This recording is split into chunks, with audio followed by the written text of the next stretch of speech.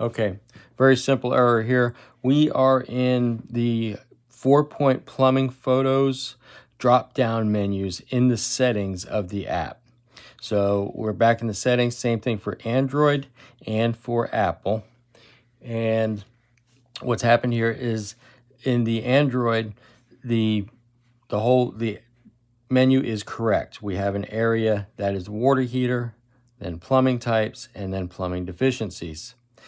In the Apple, we're missing the water heater.